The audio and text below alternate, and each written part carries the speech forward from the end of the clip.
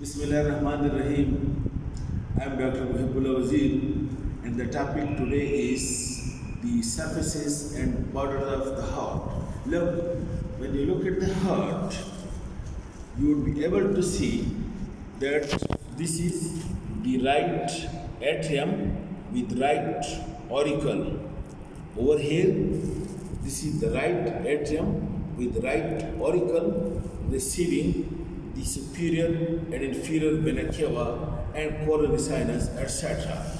Look, this is the right atrium with right auricle. And then you can see this is the right ventricle. And then this you can see this is the left ventricle, while the left atrium you see it lies over here, posterior and to the left. The same things you look over here. Look, this is the right atrium, and this is the right ventricle, and this is the left ventricle, and this you can see posteriorly. This is the left atrium receiving the pulmonary veins. The left atrium lies to the left and posterior to the right atrium. In the same way, the left ventricle lies to the left and posterior to the right ventricle. Okay, then you look at the surface, the atria and ventricle, these are being separated from one another. The atria and ventricle are being separated from one another by this groove here. By this groove on the anterior posterior side, as well as this groove on the anterior side. This is called as atrioventricular groove, or also called as coronary sulcus. Look, this groove, and then you can see this groove.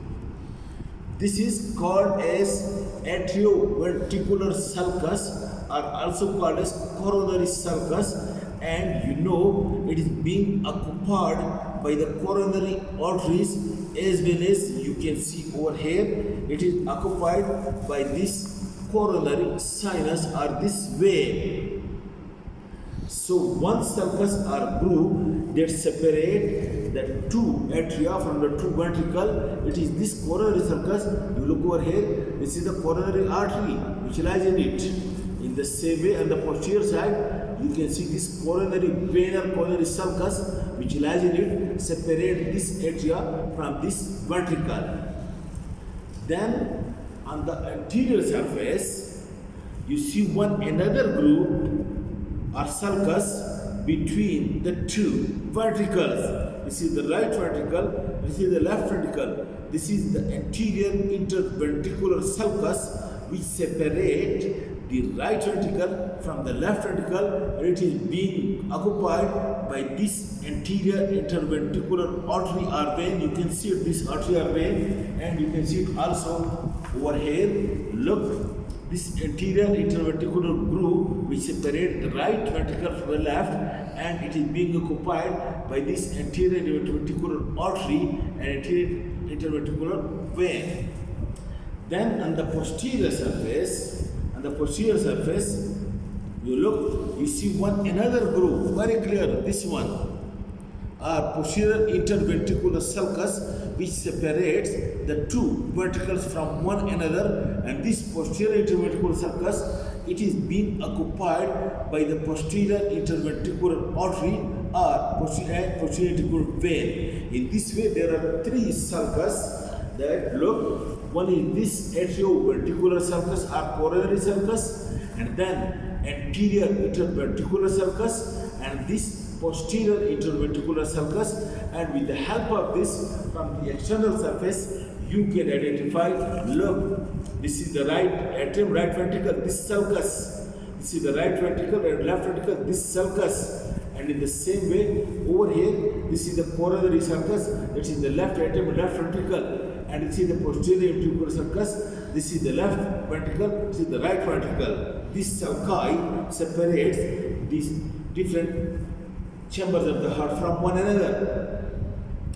Then you look at the heart from the external side. Look, in anatomical position, it consists of, number one, this border, which is being called as right border of the heart.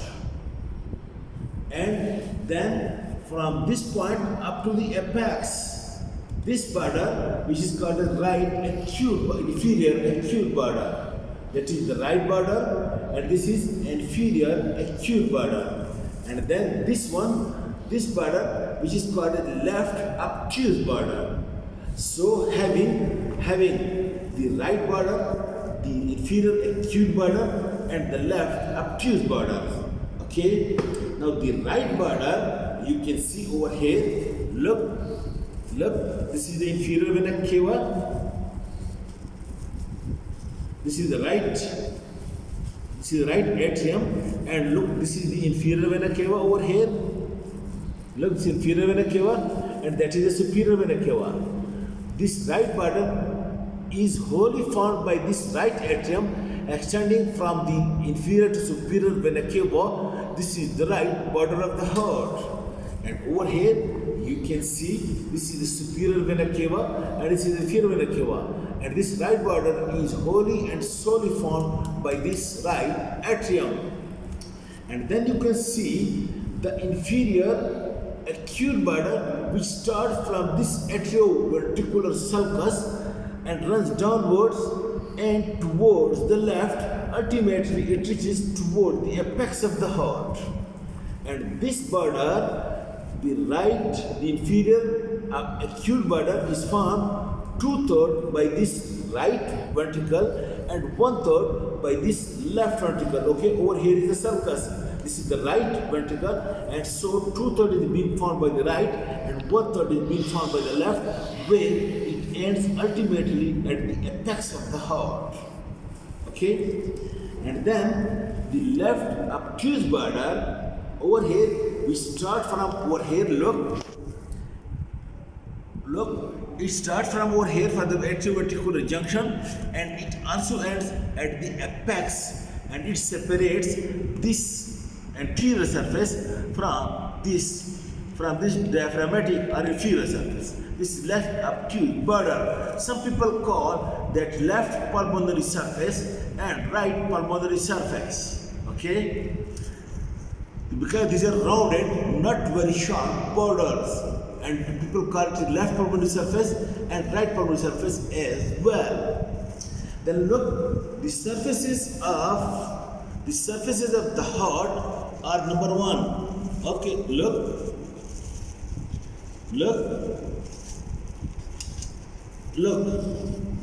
This is the anterior surface or sternocostal surface, and you can see this anterior surface or sternocostal surface is being formed by this right ventricle and small part by this left ventricle, and over here the right atrium and right auricle also contribute into the formation of the anterior or sternocostal surface. You can see anterior sternocostal surface is this one. This is anterior.